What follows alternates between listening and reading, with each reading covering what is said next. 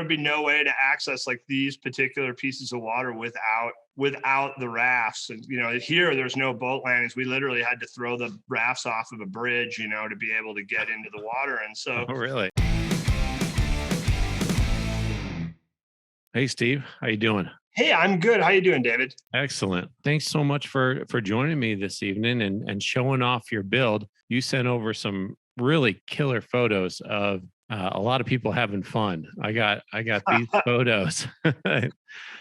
Just a few of these scrolling through.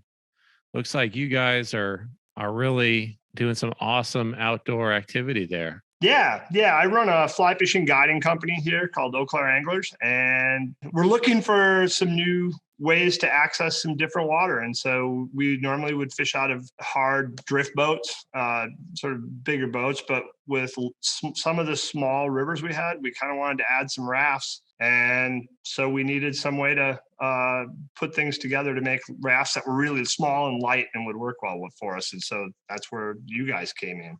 That's great. How'd you run across this solution? I mean, how'd you pick EMT Conduit to do it? Well, really, I just started looking at a way. I'd found the rafts that we wanted, and I needed something that was going to be really light. And then, honestly, I kind of ran into MakerPipe online, and it just all came together. I was like, man, this would work perfectly. If I could get this set up. And so we kind of built it, and I didn't know for sure whether we did it with the 3/4 inch EMT. If you would have had the 1 inch at the time, I probably even would have gone with that. That seems like it might be a little beefier. Although, as it's turned out, this has been the 3/4 work great. It's been plenty strong, and yet it stays really light. So we end up with a build that we can carry around really easily. And so we've built 3 of these rafts now, and they're fantastic. They're an awesome addition to the stuff that we do. Yeah. Oh, that's great. I'm excited to hear that. I always love hearing that. And I've got, is this you here? Yeah, that's our that'd be the boats that we would normally be fishing out of, but you can kind of see where that sort of a boat that like that, if we don't have a boat landing, if we don't have a way to back a trailer in and things like that boat doesn't really work that well. And so we started looking for some lighter rafts that we could get into some of the small rivers that we have around here. So that's where the rafts came in and worked really, really well. Nice. How long have you been a part of this? Is this your company? Yeah, this is my company. Yeah. Oh, So great. yeah, that's me as a little kid, to kind of give you some idea, in the 70s. So I started guiding way back in the 1980s. And but this particular Eau Claire Anglers, we've been running now for, I want to say, maybe 8 years at this point. We have 3 guides that work for us, and we specialize in smallmouth bass and muskies. So those are the big fish you see in those photos are muskies, and we fish on rivers with fly rods. So that's what kind of makes us a little different than most people. We use fly rods to chase these fish. Nice. Yeah, there's some happy customers there for sure. Yeah. Well, very cool. Congratulations on all the success with the business. That's really awesome. Yeah, it's been going really well. And again, just being able to, especially this summer, we had a lot of low water just because of the way the weather patterns were. And so it was like the perfect year for us to have kind of discovered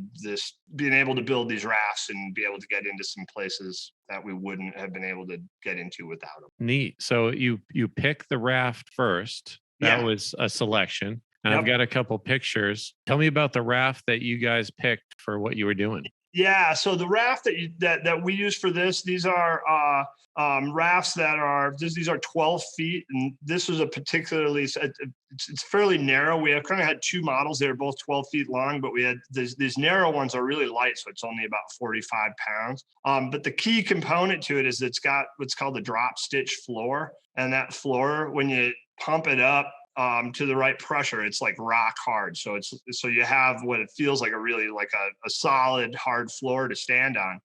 So then we just needed some way to get the oars attached to it. And that's where the frame comes in. And you can kind of see we've got the oar locks on the, up hooked onto the pipe. And that took a little bit of engineering to be able to get, because the diameters weren't always the same. So we found a really good solve for that. And then basically we put in, and this one's just designed for a rower and one angler. And so then we put in the front, you can see it's just sort of a grab bar. So if for some reason, because you're standing up while you're fishing, and if for some reason you felt like you were going overboard, you could grab, that gives you something to grab onto. So it makes people feel a lot more secure. I think we've never had an incident of any kind, but that just sort of keeps people in the boat. And then this is a slightly bigger model that we built. And here we just used for the front seat. We put in a one cooler and then one dry box for where the rowing is. So you could have dry storage.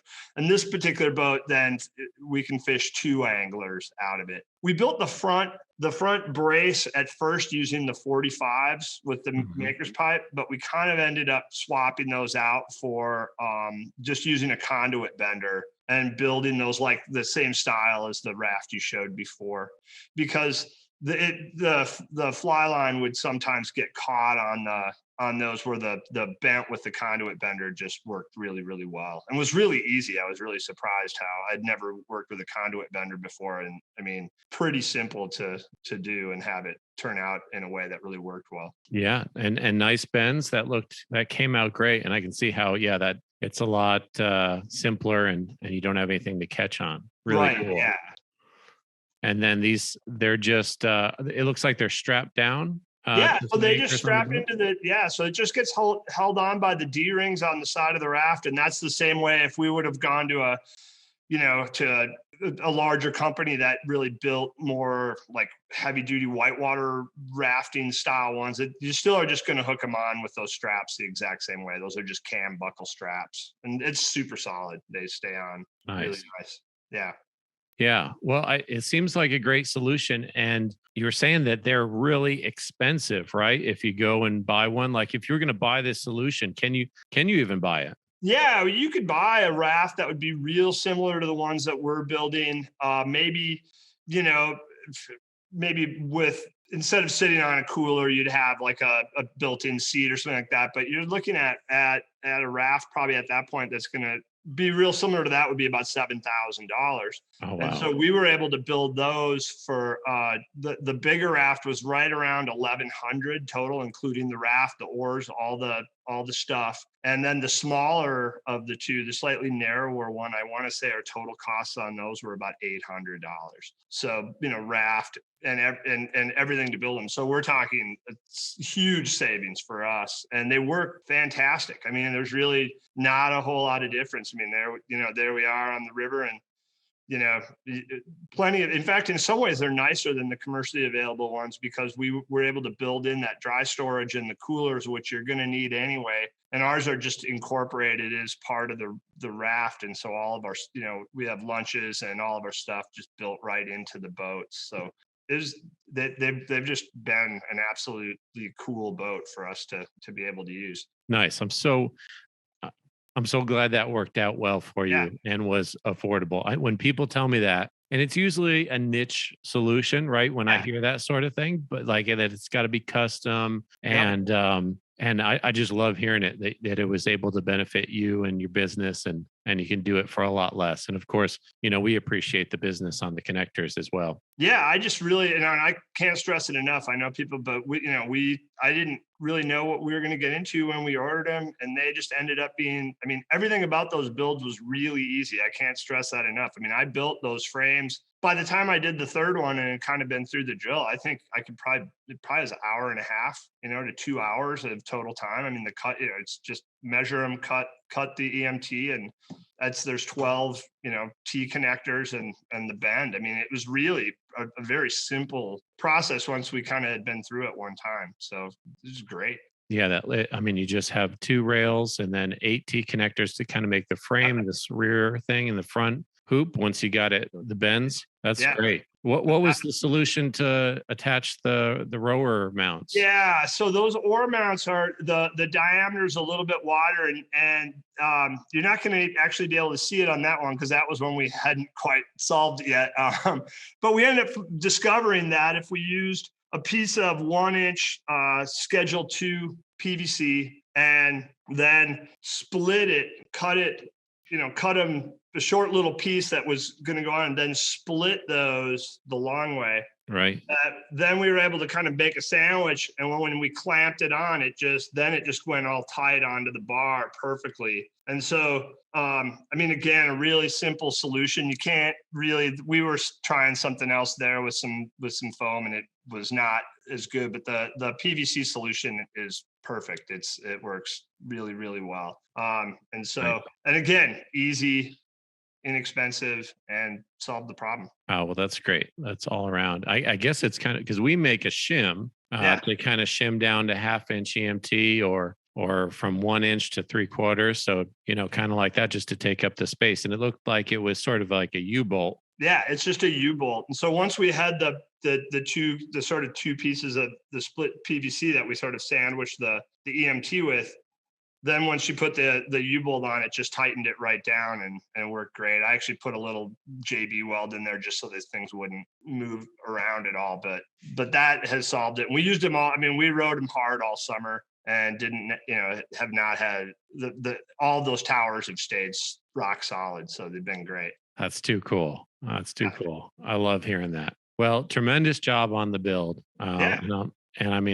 It's really exciting to hear that our product helped your business and you guys, help people get out there and have some fun outdoors. So that's really cool. And you've got some more satisfied friends, family, and customers here. Yeah, these were, that river looks a little wide in that spot, but trust me, there's narrow areas where there would be no way to access like these particular pieces of water without the rafts. And, here there's no boat landings. We literally had to throw the rafts off of a bridge, to be able to get into the water. And so really? That just gives us access to whole places where these fish never get fished to. And so we get, the only ones that kind of have shots at them. And that's kind of a really special thing to be able to offer to people. So yeah, it's been great. Cool. Well, I appreciate the time. Thank you so much for showing off your build and your solution. I think, people enjoy seeing that, whether they're making a raft or not, right? Yeah. I think people just enjoy seeing that problem solving. And let me bring up your website again, just that if people want to get out into the outdoors, there you guys are in Wisconsin. And looks like a lot of fun getting on the river in those rafts and getting out where no one is. Yeah, it's fantastic. Cool. How can people get in touch with you? What the website, of course? Yeah, the website is eauclairanglers.com. So real simple. And then we're at eauclairanglers@gmail.com for any kind of a emailing, but all right there on the website. Cool. When's the season usually for you guys? We start up in April again. So we'll do some winter trout fishing, but it's all, cold, and we're not floating rivers for that. But then we'll start out right away, early April, and then we just finished up. So our muskie season runs till right about now, and basically there's ice on the river now, so we're kind of done until that goes away. Okay. All right. Well, I hope you have a great winter and good next season. And again, if anyone wants to get out with you guys, get in touch with Steve and his crew. Congratulations on all that. Thanks so much, David. All right. Talk to you soon. Bye-bye. Bye.